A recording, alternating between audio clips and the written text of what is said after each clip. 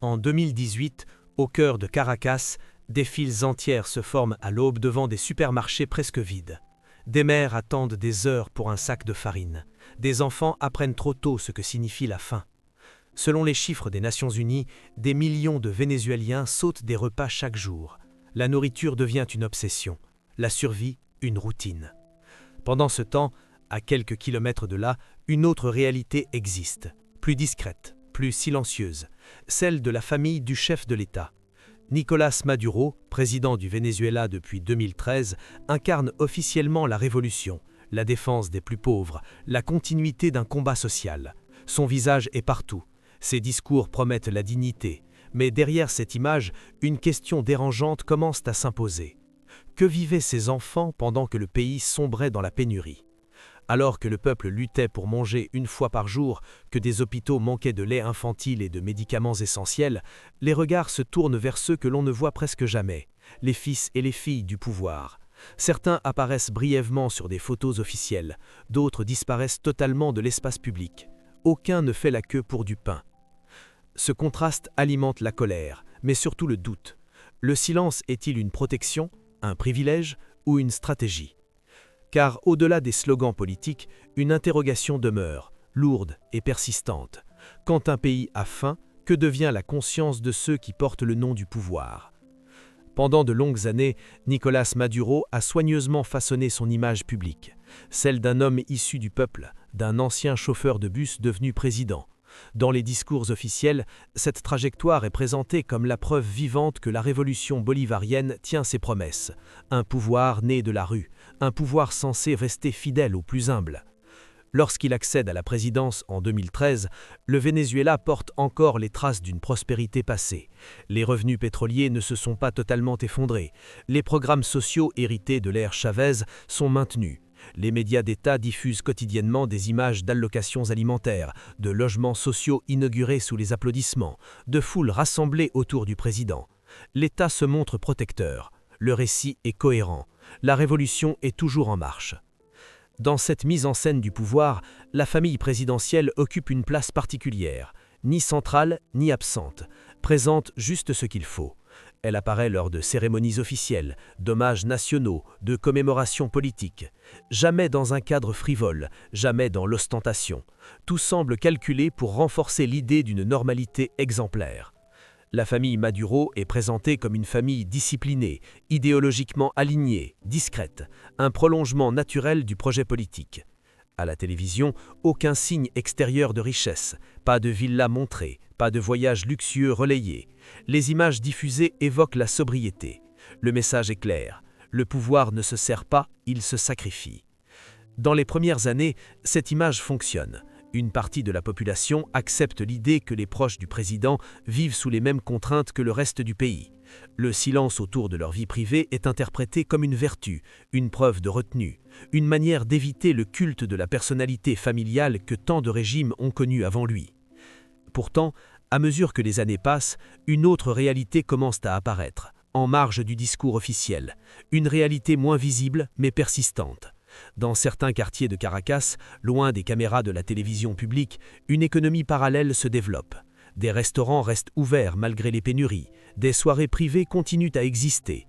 Une minorité semble protégée de l'effondrement progressif du pays. Dans cet environnement, les cercles proches du pouvoir occupent une place à part, diplomates, hauts fonctionnaires, militaires, responsables politiques, et naturellement leurs familles. C'est dans ce contexte que le nom de Nicolás Maduro Guerra, le fils du président, commence à être davantage mentionné. Encore jeune, il apparaît de plus en plus souvent dans des événements politiques. Toujours encadré, toujours présenté comme un militant engagé.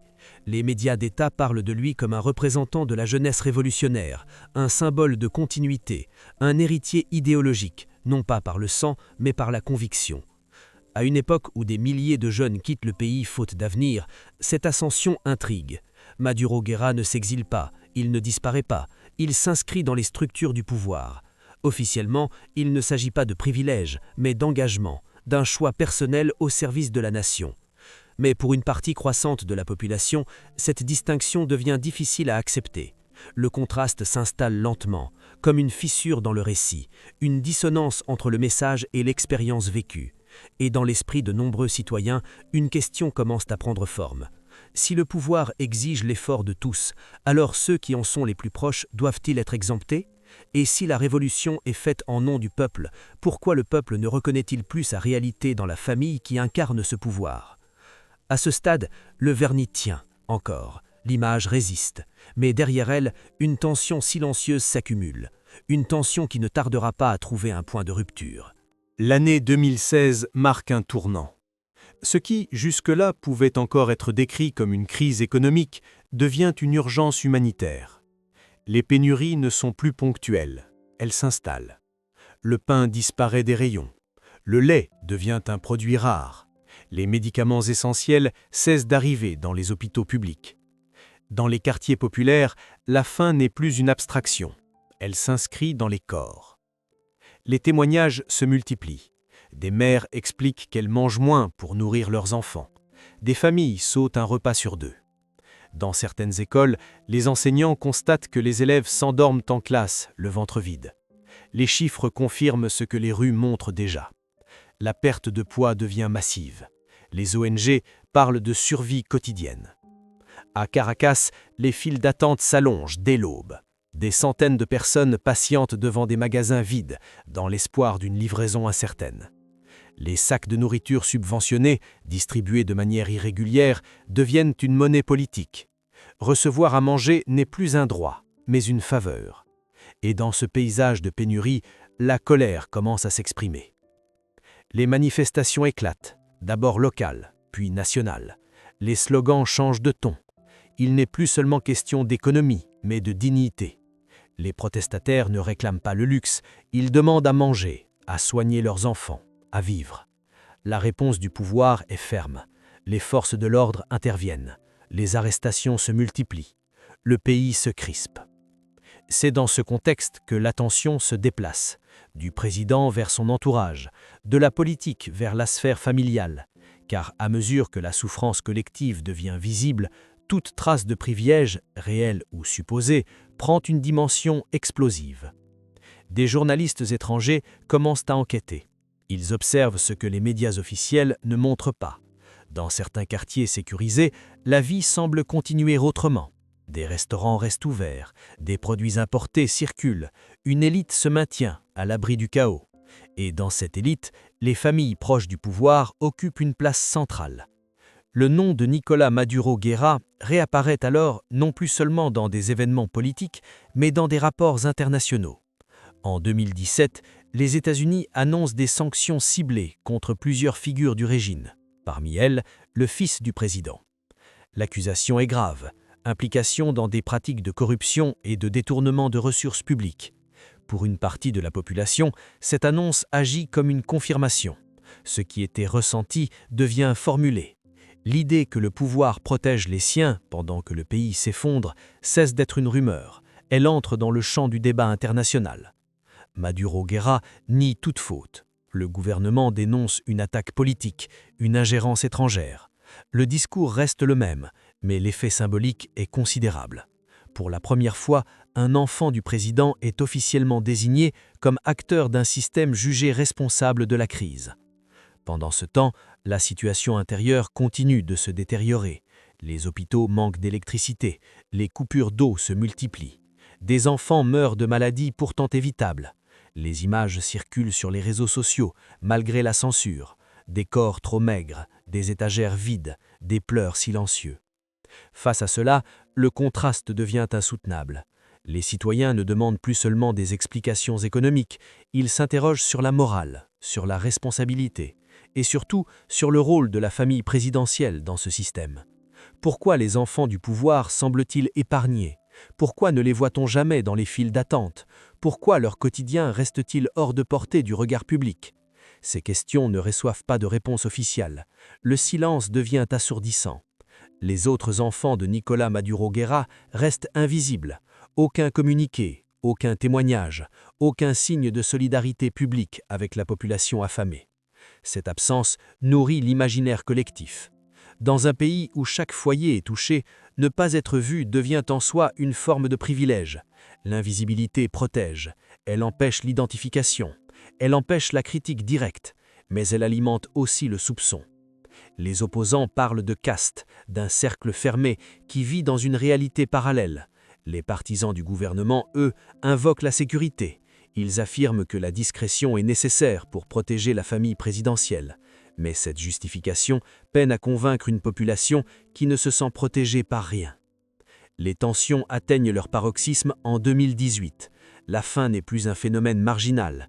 Elle touche les classes moyennes. Des professionnels, des enseignants, des fonctionnaires commencent à manquer de nourriture. L'exode s'accélère. Des millions de Vénézuéliens quittent le pays. Ceux qui restent vivent dans l'attente. Dans ce climat, chaque apparition publique de Nicolás Maduro Guerra est scrutée. Sa posture, ses vêtements, son langage, tout devient symbole, non pas de sa personne, mais de ce qu'il représente, malgré lui, la continuité d'un pouvoir perçu comme déconnecté. Les sanctions internationales se durcissent. En 2019, de nouvelles mesures sont annoncées. Elles visent directement l'entourage du président. Le message est clair. La crise n'est plus seulement humanitaire, elle est politique et morale. À l'intérieur du pays, la fracture est désormais visible. D'un côté, une population épuisée, amaigrie, résignée ou révoltée. De l'autre, une élite protégée, silencieuse, inaccessible. Entre les deux, un fossé qui ne cesse de s'élargir. La famille présidentielle, qu'elle le veuille ou non, devient un symbole de ce fossé. Non pas parce qu'elle parle trop, mais parce qu'elle ne parle pas. Parce qu'elle traverse la tempête sans traces apparentes. Parce que son quotidien reste un angle mort dans une nation où plus rien n'est privé. À ce stade, la question n'est plus seulement de savoir si les enfants de Maduro ont profité du pouvoir. La question est plus profonde. Elle touche à la notion de responsabilité héritée. Peut-on être l'enfant du pouvoir sans être comptable de ses conséquences? Peut-on rester neutre quand le nom que l'on porte est associé à la fin de millions de personnes? Le moment de rupture n'est donc pas un événement unique, il est la somme de ces images, de ces silences, de ces contrastes répétés. Une lente accumulation qui transforme la colère en conviction. Et dans l'esprit de nombreux Vénézuéliens, une certitude s'installe.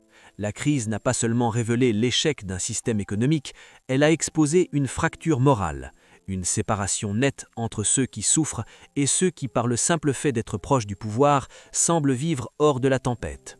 La question demeure alors, plus lourde que jamais. Les enfants du pouvoir peuvent-ils rester innocents lorsque le pays s'effondre autour d'eux? Derrière les chiffres, les sanctions et les slogans, une autre réalité se dessine. Plus intime, plus difficile à saisir. Celle des trajectoires personnelles. Car au-delà du rôle politique du père, il existe des individus, des enfants nés dans l'ombre d'un pouvoir totalisant. Et c'est là que la question devient plus complexe qu'une simple opposition entre privilèges et misère. Pour Nicolás Maduro Guerra, la visibilité n'est pas un choix anodin. Grandir avec un nom déjà chargé de sens transforme chaque geste en symbole. Dès ses premières apparitions publiques, il est perçu non comme un citoyen ordinaire, mais comme un prolongement du pouvoir. Ses responsabilités politiques, aussi limitées soient-elles officiellement, prennent une valeur disproportionnée dans un pays en crise.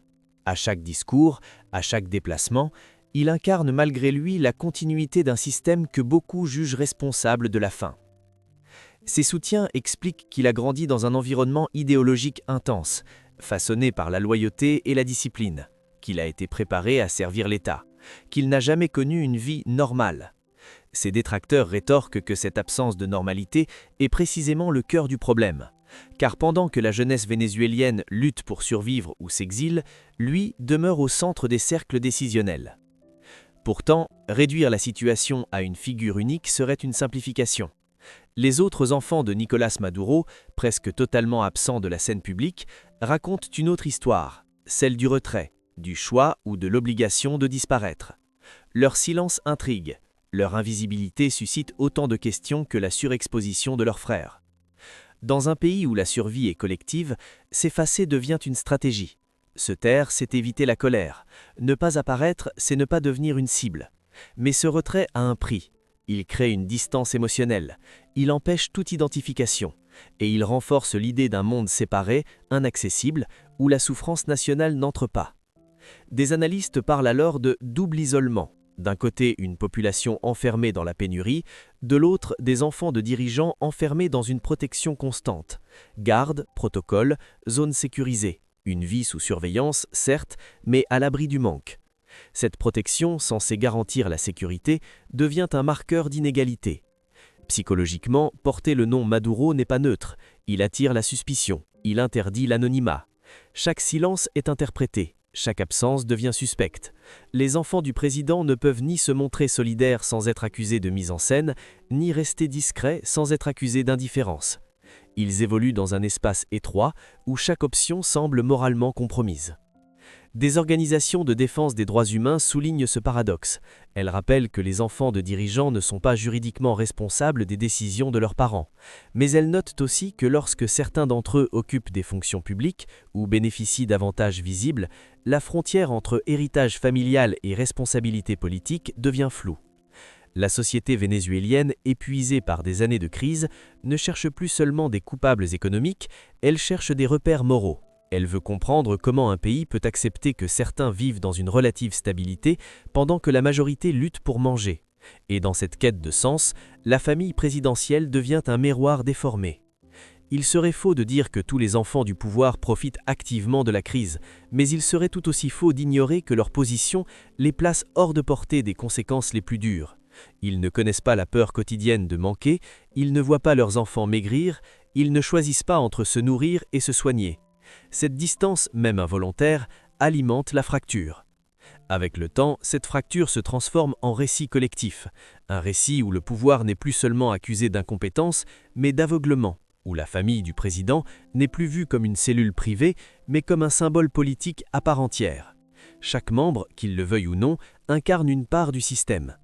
Certains observateurs évoquent alors la notion de responsabilité silencieuse, une responsabilité qui ne passe pas par des actes visibles, mais par l'absence d'engagement public. Dans un pays où un simple geste de solidarité peut redonner espoir, ne rien montrer devient un message en soi, un message interprété comme une rupture avec la réalité vécue par la population. Mais cette lecture n'est pas unanime. D'autres rappellent que toute prise de parole des enfants du président serait immédiatement instrumentalisée, qu'un mot mal interprété pourrait aggraver les tensions, qu'ils sont prisonniers d'un rôle qu'ils n'ont pas choisi, pris entre loyauté familiale et pression sociale. La vérité se situe sans doute dans cet entre-deux inconfortable. Les enfants de Nicolás Maduro ne sont ni de simples victimes collatérales, ni des acteurs totalement innocents. Ils évoluent dans un espace où la frontière entre privé et politique a disparu, où le nom qu'ils portent conditionne leur place dans l'histoire nationale. À mesure que la crise se prolonge, leurs destins individuels se confondent avec celui du pays. Ils deviennent des figures involontaires d'un débat plus large, celui du coût humain du pouvoir, non seulement pour ceux qui le subissent, mais aussi pour ceux qui en héritent. La question n'est donc plus seulement de savoir comment ils vivent, mais ce que leur silence signifie. Est-ce une tentative de survie personnelle, une protection imposée, ou l'aveu d'une impossibilité morale à justifier l'injustifiable ?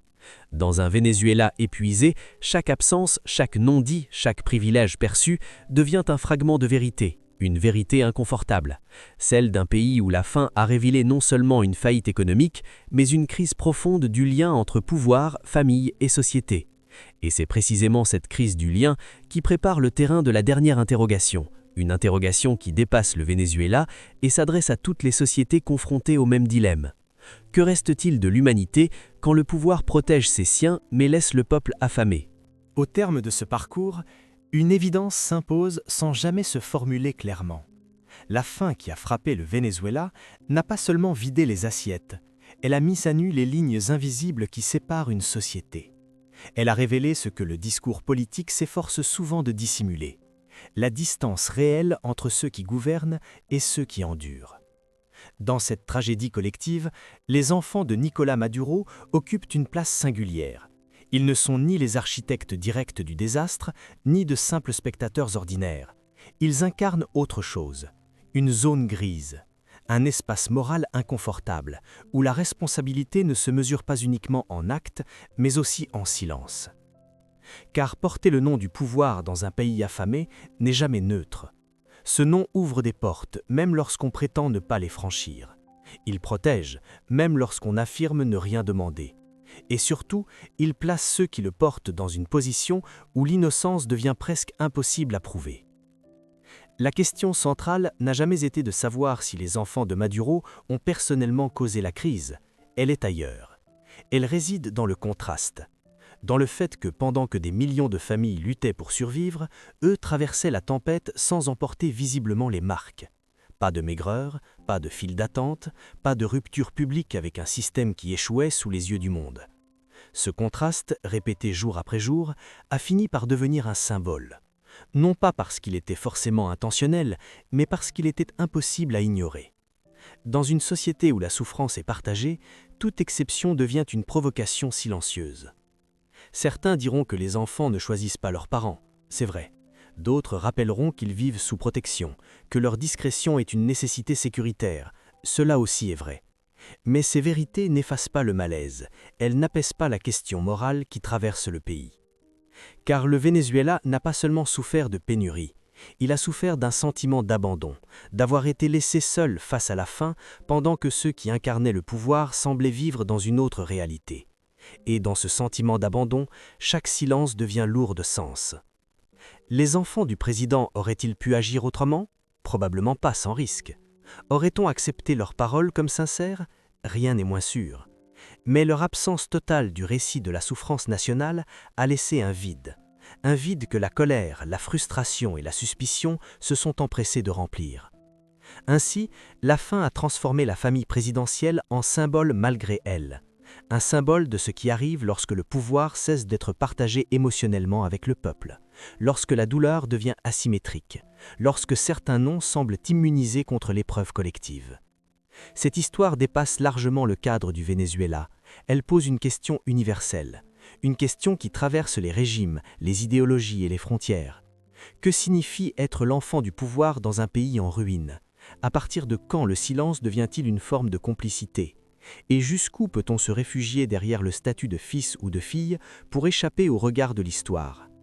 Il n'existe pas de réponse simple, seulement des tensions irréconciliables, entre l'instinct de survie personnelle et l'attente morale de la société, entre la loyauté familiale et la responsabilité symbolique, entre le droit à la vie privée et l'impossibilité de rester neutre lorsque tout un peuple souffre. Les enfants de Nicolás Maduro continueront probablement à vivre loin des files d'attente, loin des hôpitaux dévastés, loin des regards affamés.